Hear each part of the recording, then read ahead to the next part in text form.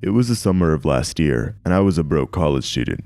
My parents were happy to help with paying for the education, but my university was in an urban and rather upscale area.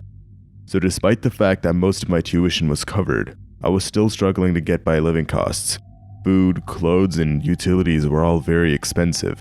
I worked long and hard hours at a local coffee shop as a barista, but this was starting to interfere with my education. I majored in biotechnology, which was a very difficult and competitive field of study at my school. The classes I had to take were extremely difficult and time-consuming. Sometimes I would stay up for several days together in order to balance out studying, attending lectures, and going to work. But hey, someone had to pay for bus passes, and someone had to pay for my groceries. I didn't want to have to sacrifice my grades and future career opportunities solely due to the fact that I needed money right now. The worst part of all this was that I barely had a life of my own. With midterms coming up and finals a few weeks after that, hanging out with friends or just having fun in general really wasn't an option. I needed to make a lot of money fast and quick, something I could preferably do in the comfort of my own dorm. My mind immediately went to online jobs, but none of them seemed legitimate. Most of them required little time, but they obviously paid a little money. I asked an upperclassman friend of mine, and she suggested a couple things. At first, we were thinking of getting a sugar daddy, but that requires sometimes meeting those creepy old men in person, which I wasn't a huge fan of. But then my friend suggested selling a bit more revealing photos of myself online. She claimed that she and many other people she knew had done it loads of times, and you don't even need to show your face or that much of your body. People just pay ridiculous amounts of money even for slightly lewd photos. And considering that my roommate had just moved out with her boyfriend, I figured that this might be my best option. I had this room all to myself, and there was really no harm in doing this at this point. I immediately signed up as an OnlyFans creator. OnlyFans seem to be the most credible and popular of these types of websites. They also seem to be the safest and are very liberal with how much profit the creators get to keep. Pretty much every other girl on my campus has one in their Instagram bio anyway, so I figured there's really no harm in trying. And have too many other options anyways. It was a lot easier than I thought getting started. Rather young woman, and I considered myself to have a decent body. I saved up for a cheap but effective ring light off Amazon, and my smartphone had a good enough camera anyways. I started out by taking a profile picture. Nothing above my chin was shown. It was me posing all cute with only my underwear on. I bought a promotion from a rather large Twitter page for my OnlyFans, and it seemed to be working. I had already gotten a few subscribers and fans. I wasn't in the top 1% or anything, but my initial investments in the light and promotion were all paid off within a few days. I even took the following week off of work. I eventually went ahead and took the next few weeks of work off. I wanted to study for my midterms, and at this point OnlyFans seemed to be paying the bills pretty well. My audience seemed to be a mixture of mostly men, both old and young. But one day, as I was messaging a few fans, I noticed a DM request with an unusually high payment amount. Sure, a lot of these guys had their own weird kinks and would pay a surprising amount of money just to see my feet sometimes, but this was even stranger. I got a direct message from someone with the username John_Doe, and he was willing to pay $100 just for a photo of me smiling. I initially thought he had added an extra zero by accident, so I messaged him back just to make sure that he resends the request with the right amount, but the man was serious. He wanted to see a photo of me smiling for $100. I took a selfie immediately and sent it to him. He paid the amount in full. We kept messaging back and forth. He wanted to see a video of my full body from the neck down. I did, and he paid about $50. He wanted to see a photo of my hands, and I sent those to him as well. After paying unusually high amounts for rather weird photos, he proceeded to ask rather deep and odd questions. Started with things like, how old are you and are you single? And transitioned to much creepier things like, how many partners have you had in the past? Are you living with family? Do you live alone? Are you sexually active as of now? I got extremely weirded out by this, but I didn't want to be rude to the man. After all, he is a really big tipper. But eventually, the man started asking questions like, what STDs do I have? And at this point, I just quit the chat. I continued with my night and went to sleep not thinking much of it. There are plenty of weirdos online, and this man could have just been another one of them. That next day, I had just gotten home from class. The bus was a bit late, and so was I. I opened up my laptop in order to start my night job, if you will, and noticed my OnlyFans had a series of unread messages from John_Doe, the same weirdo from last night. I was hesitant to open them at first, but I did. It was a series of manic, crazy messages. It started off with him offering large sums of money just to talk to me. and then it transitioned to him getting very aggressive and making threats to track me down and attack me just because I ignored him. I had finally had enough. I reported the man to OnlyFans and blocked him. No amount of money was worth his attention, and I eventually just called it a night. I never heard back from John_Doe those next few days. Things went on considerably normal until one afternoon. It was around 4 p.m. and I was in my apartment. I was in the kitchen and I needed some fresh air, so I went outside my balcony to take a few deep breaths. But as I surveyed around the view, I noticed one of my neighbors on their balcony. This obviously wasn't particularly weird, but I noticed he was staring right at my building. It was an old man, looking at me in a somewhat intense or anxious manner. I waved to him as a friendly gesture, but received no reply. That's weird, I thought, but then things got even weirder. The man pulled out a pair of binoculars and stared at me, and then proceeded to scan up and down my building with his binoculars. I was extremely unsettled by this. It was like he was looking for someone. Could it be me? Why would this man be spying on me? I went back inside and tried to shake it off, but then it hit me. John_Doe from the last night. Could this be the man leaving me those messages? Could that creepy OnlyFans man be living right across from me? I knew I didn't have any time to waste, and I immediately reported him to my building. My building security said that they talked to the man and couldn't find any significant enough evidence that the man was doing anything wrong. They even tried telling the police as well, but they dropped the case because, well, they had nothing to report on either. I was very irritated by this, but I never saw the man peeping at me anymore, so I figured he got the message. But one day, I was walking back from a grocery trip. I was only a couple blocks away from my apartment building and it was mid-evening. It was getting a bit dark, but there were streetlights and my apartment complex was in a rather nice area. Deep down, I knew this was a dumb decision to make because I was a young woman, but hell, I just wanted some food. But as I was walking, I felt watched. Got this weird sense that there were a pair of eyes glued onto me as I was walking down the street. The stairs to my apartment building were only a few blocks away, but as I got more and more creeped out, the distance seemed to get longer and longer. Subtly surveyed my surroundings and noticed the old man across the street. Eyes locked onto me. I couldn't believe it. The man was back at it. I started trying to walk a little faster and heard footsteps behind me. The quicker my footsteps got, the quicker the old man's did as well. At this point, it was a speed walking race with the old man and I. At that point, I started sprinting.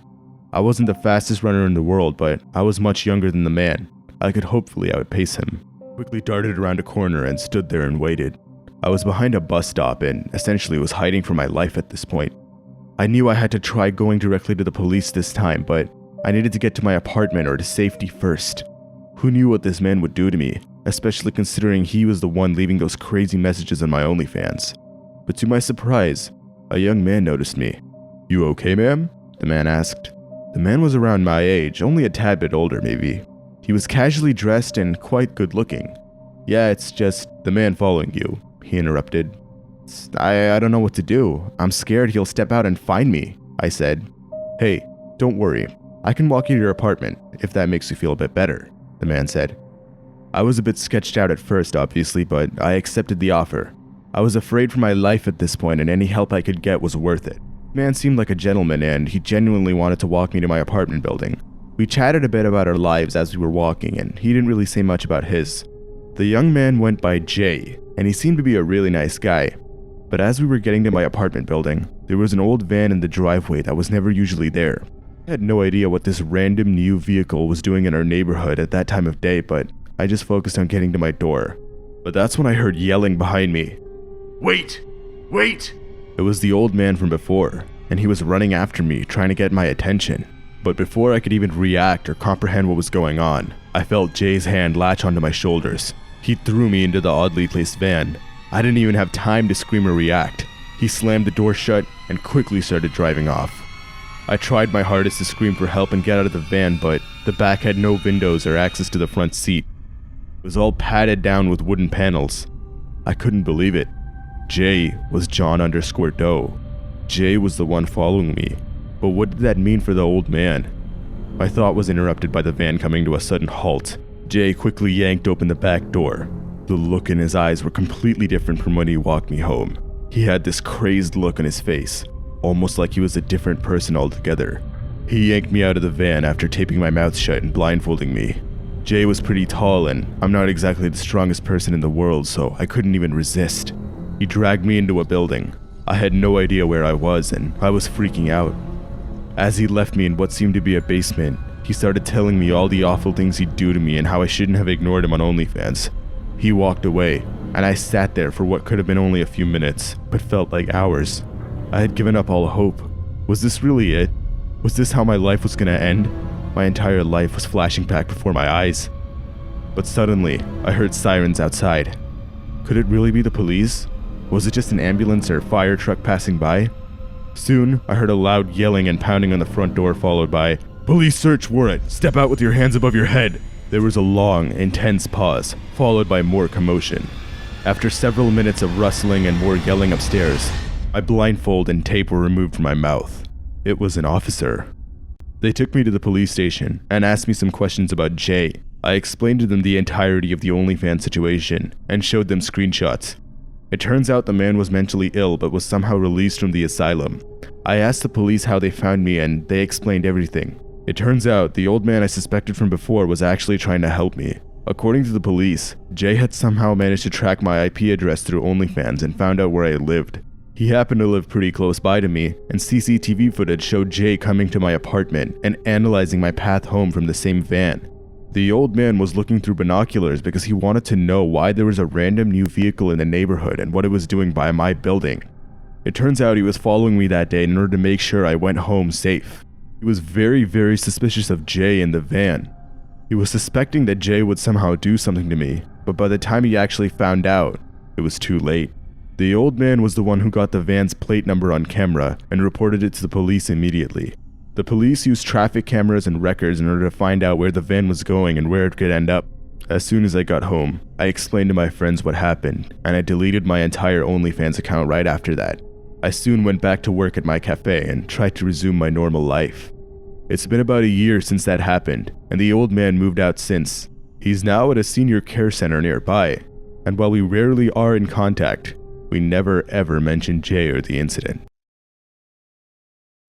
For context, I'm a 20-year-old man. My name is Jack. But this horror story I'm gonna tell you didn't happen to me. It happened to a close friend of mine. Her name's Cecilia. We met on the integration meeting after our first day of college. I was pretty new to the area. I just moved from another city and I was excited to attend my dream college, get the best education I can and a good degree in my field. I had just moved here and all of my friends were in my hometown. I decided to make a new friend with this beautiful woman with a friendly face and say hi. Cecilia was gorgeous and probably one of the sweetest people I've ever met. She had big, beautiful blue eyes and glamorous skin. She really stood out from the crowd and, to me, glowed like an angel. I knew that she was someone special. I mean, hell, that's why she stuck out so much and I approached her. Something about her when I first met her indicated to me that we would share a lot of amazing moments in life. I knew that she was someone special just initially meeting her. So when I approached her and greeted her, it was a real pleasure. It turns out that she was new and rather lonely here as well. She was from a different state and was actually looking for a new friend herself. Figuring we had the same intentions, I invited her out for coffee that day. After that, I decided to go and talk with the rest of the freshmen from the meeting. I met a lot of my future friends that day, people who I still keep in contact with today. From that day forward, Cecilia and my relationship skyrocketed. We sat together during lectures, had lunch together. We FaceTimed each other almost every other day and gossiped harmlessly about our classmates. We truly were best friends. Unfortunately, things started going downhill after that. I myself was fortunate to have parents who financially supported me every step of the way. I could rent an apartment and buy everything I needed for a student's life with ease. But Cecilia had no financial support. She had to help herself. She worked a not-so-fun job at McDonald's and the hours were grueling and long. This was starting to interfere with her education and she had trouble studying. This really wasn't working out for her, so she started looking for smaller sort of side hustles online. She asked me for some advice or tips, but I didn't know what to tell her. Hell, I hadn't worked a day in my life. What was I gonna tell her? One day, Cecilia came across a website called OnlyFans. It was a pretty new and highly trending website. I didn't know much about the website, aside from the fact that it was known for adult content and pretty much every other Twitch streamer or Instagram girl had one in their bio. One day, she explained to me the nature of the website over FaceTime. She explained to me that she could make hundreds or even thousands of dollars just posing half-naked online. Men were thirsty enough to just drop money on this stuff. She said she could finally be financially independent without even having to do any work. She didn't even have to show more intimate parts of her body and could make hundreds off fetishists who just want to see her hands or feet. She was blown away by the easy money and was eager to start an OnlyFans account. From that day, I warned her that it was a bad idea. It sounded like a dream side job at first and sounded like really good, easy money, but something was too good to be true. I told her that the whole idea of showing her face and body to a bunch of weirdos and creeps online could only be dangerous. You never know what their real intentions are behind a screen. She didn't seem to pay any mind to my concerns. She thought it was her easy way out of this problem. She truly didn't mind showing her body online if there was a monetary reward. I couldn't believe it. She really was this desperate. We got into a small argument, but I backed out. I realized I couldn't change her mind and let it be. She signed up for an account and started posting photos shortly after that. After a while, she told me that it was the best decision in her life. She told me she made triple the amount she made at McDonald's and barely had to put in any effort. She could actually focus on school and had spare time now. After she told me that a few men paid her thousands of dollars for some fully naked photos, I was very uncomfortable. I explained to her once again that this whole thing will backfire when some psychopath meets her, but she ignored my advice as usual. It bothered me. I personally felt that your body should be reserved for the one you love, the one who cares about you, the one who's there for you. But in the end of the day, it was her body and her life. None of my business. For the next few weeks, everything seemed to be going back to normal. But one day, something horrible happened. Normally, we would meet each other in the morning before classes, but she didn't show up. That's weird. I checked my phone and she didn't let me know. This was even weirder. Normally, she'd text me. I was surprised, but didn't think much of it. I decided to go on with the rest of my day. The day went by and I still didn't see her. She didn't join me at lunch or sit next to me during class. When I checked my phone that night, I noticed that she hadn't even been online since yesterday. 2 days went by and I started to get phone calls from her family and close friends. They wanted to know where she could possibly be. She literally disappeared from the face of the earth. Her mom eventually called the police and reported her as a missing person, and the search begun. For a few days, the police asked everyone around her, including me, about where they saw her the last time. But after a few more days of searching and still no trace of her, the police asked for volunteers to help them. Me and several of her other friends decided to join in on the search. Armed with flashlights, we all checked through the local forest. It was exhausting. We searched up and down and still didn't find a single trace of her or her body. At this point, her parents were devastated. They were already crying. They knew that after this much time of someone being missing, the chances of survival were really, really low. The police finally got a warrant to search through her apartment.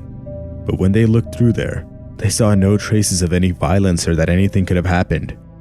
Nothing was touched. They expected a fight scene or some broken plates or a messed up bed. But this didn't add up. If she was abducted, there would be some traces or some sign. But no, the detectives found the apartment clean. The only lead they could find was an open OnlyFans page with her photos on it. They assumed that this was the doing of one of her followers, maybe. The police looked through her laptop thoroughly, but they still found nothing. Her messages and her subscribers revealed no information. Even their best investigator had no clue where she was. There was no trace of her or whether she was even alive. There were no suspects and no witnesses. The police and the volunteers searched for her for about another month. They did everything they could. They hung flyers, posted her on social media. Still, she wasn't found.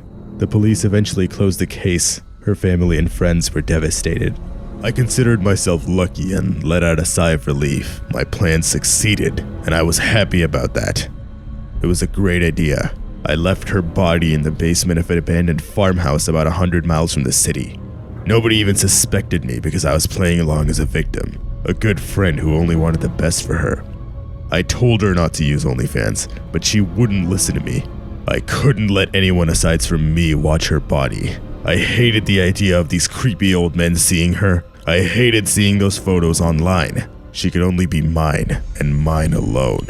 Maybe if she weren't so stubborn and listened to my advice, she would have lived. We were meant for each other. We would look perfect together. But she just treated me like a friend. I'm perfectly fine with what I did. I don't regret it. I want to start off the story by letting you guys know I in no way consider myself a hero of some sort. I feel what I did was completely necessary and needed no validation or praise.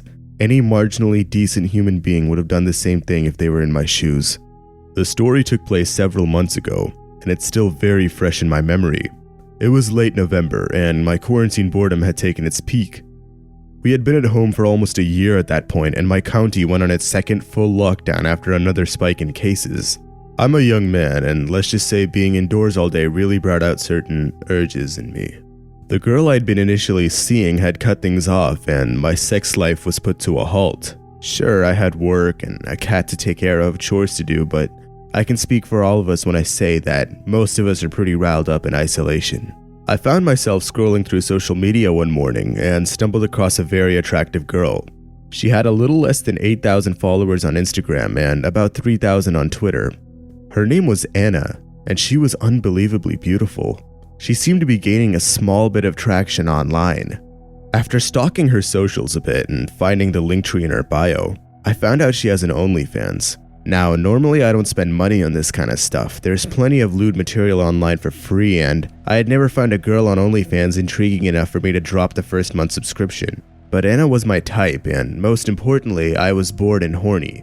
I figured if there was a time to say hell with it and try out a website like this, it would be now. So there I was, reluctantly entering my credit card information into OnlyFans. The subscription fee was around $10 a month, $7 for new subscribers. Not that bad if I'm being honest. Now, this was my first time using OnlyFans, but I had to say, I was pleased with what I got. To put it simply, there were a few more exclusive photos of Anna on the front page. I enjoyed scrolling through them a bit. A few days passed by and I still was occasionally looking at her OnlyFans page. After all, I paid for the whole month anyways. It actually felt quite nice supporting Anna financially. Her house always seemed dark and dingy. Something about where she was filming made me feel that she wasn't in the best financial situation. I mean, after all, she was on OnlyFans. I eventually discovered the DM or request feature and decided to have a go at it. The page had what seemed to be a chat room, similar to an Instagram direct message. It allowed the subscriber to communicate directly with the OnlyFans creator and request certain content and photos. One night, I was even more bored than usual and felt I had $1 or $2 to spare. I logged into my OnlyFans and opened up the direct messages feature. I said hi to Anna and got a response a few minutes later. It was a photo of her holding 2 fingers somewhat sideways over her mouth, seemingly a cute gesture for hello. I didn't immediately feel like asking her to send certain photos, so I tried to have a bit of small talk with her. She dodged almost every single question. Her age, where she's from. The only response I got back was how she's doing. A meager great was what she texted back. It was a bit sketchy, but I eventually dropped the idea of trying to get to know her. After all, she probably has a bunch of men like me in her DMs. How was I special? I made a few photo requests and they were a few dollars to unlock. A seductive pic here and another there. After a few picture exchanges, I decided to call it a night. But before I closed the tab, however, I decided to take another scroll up the page. You know, enjoy the pictures I paid for of this gorgeous woman.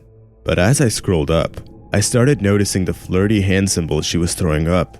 They weren't your usual peace signs. They were something familiar. I looked a bit closer and longer, and that's when it clicked. It was American Sign Language. My younger sister grew up deaf, so my family and I pretty much had to learn ASL in order to communicate with my sister. I took a look at the hand symbols she was making, the first one being the weird sideways peace sign. It was H.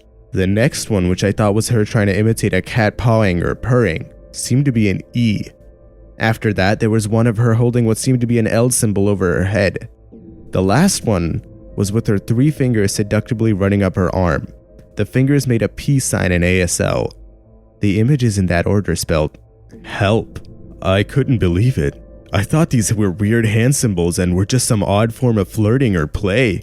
But it was a cry for help. What was happening? Why was she sending an SOS to me? Why not law enforcement? I immediately responded back, Anna, are you okay? Do you need my help? What's happening? I frantically sent. She responded with a video of her discreetly making the gesture in ASL that asks, do you know sign? I responded with yes and asked her where she was. She responded with a video of her signing back, don't know. My mind was racing. What was happening? Was this some sort of sick joke or prank? I asked her if she knew roughly what city she was in or what locality, and she responded, no, don't know. I immediately called the police. I let them know everything that happened, and they identified the girl as Layla Ronson. She was a college student, who the university had initially thought dropped out due to her lack of attendance for months. She seemed to be doing OnlyFans against her own will under the name Anna. The police used the OnlyFans URL and managed to track the IP of where the videos and messages were coming from. It seemed to be a rather affluent housing complex a few hours away from me, in my same state. The police in that area managed to track down the house and rescue Layla, as well as make all the needed arrests. According to the investigators on the scene, Anna was kidnapped not too long ago from her university. She was held captive and made to make OnlyFans and other online content against her will in the basement of one of the houses. The man who kidnapped her would take all of the money made from the process and continue the cycle. I got a phone call from Layla herself a few days later, thanking me for helping her. She said the man who kidnapped her said if he caught her asking for help online, he would harm or kill her. He would occasionally peer over from the corner of the basement to see what exactly she was doing, and made sure she wasn't asking for anyone's help over OnlyFans. I haven't spoke with Anna since, and I deleted my OnlyFans account soon after the incident. I simply didn't want to ever think about that website again. This memory is not something I relish.